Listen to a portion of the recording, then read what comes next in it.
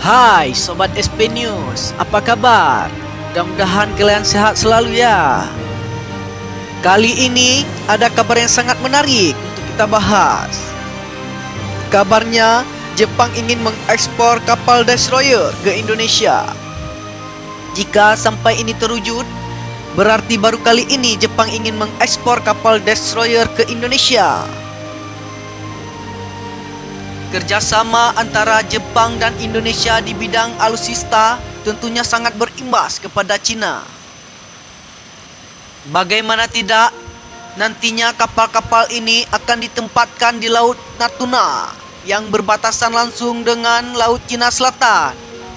Tentunya akan memperkuat perbatasan antara Indonesia dan Laut Cina Selatan.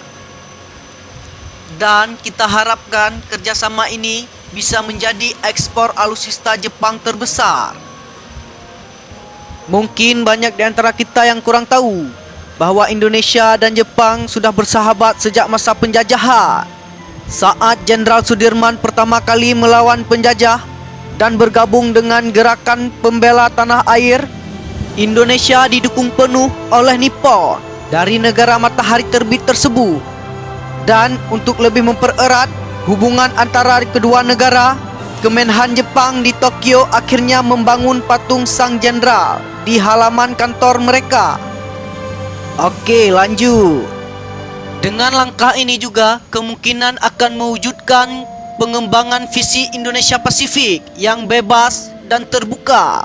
Dirilis dari Jepang News 4 November 2020, menurut sumber tersebut, kapal destroyer yang kemungkinan akan diekspor ke Indonesia termasuk 30 FFM Frigate Red yang direncanakan Jepang akan mulai beroperasi pada 2022. Kapal destroyer tersebut dapat melakukan berbagai fungsi seperti penghalauan ranjau menggunakan pesawat tak berawak. Dan Indonesia telah memberitahu Jepang bahwa mereka ingin mengimpor 4 kapal dan membangun 4 kapal lagi di Indonesia melalui transfer of teknologi. Proyek ini diharapkan bernilai sekitar 300 miliar yen.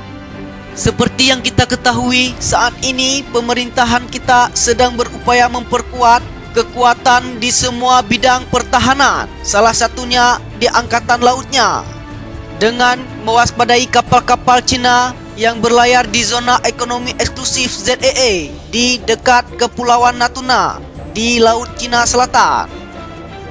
Pejabat senior MSDF sendiri telah mengunjungi Indonesia pada akhir September 2020 lalu bersama pejabat dari Mitsubishi Heavy Industry, produsen utama kapal perusak 30 FFM.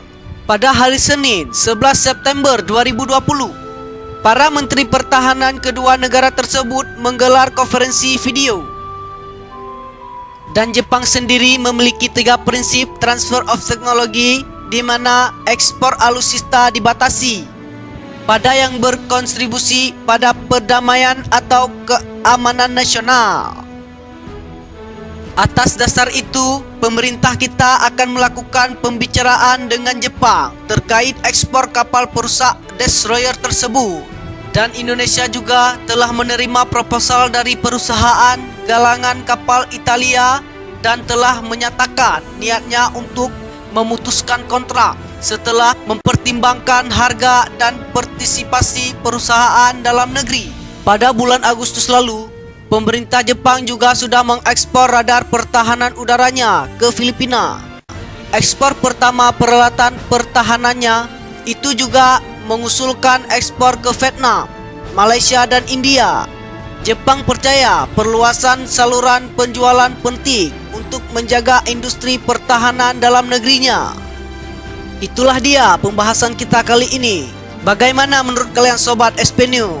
Jika menurut kalian kabar ini menarik untuk dibahas, jangan lupa share ke sahabat-sahabat kalian agar sahabat kalian juga tahu apa yang Anda tahu. Dan jangan lupa juga like video ini jika Anda menyukainya, Anda komen dan subscribe juga channel saya agar tidak ketinggalan video-video menarik lainnya. Oke, saya pamit undur diri. Wassalam.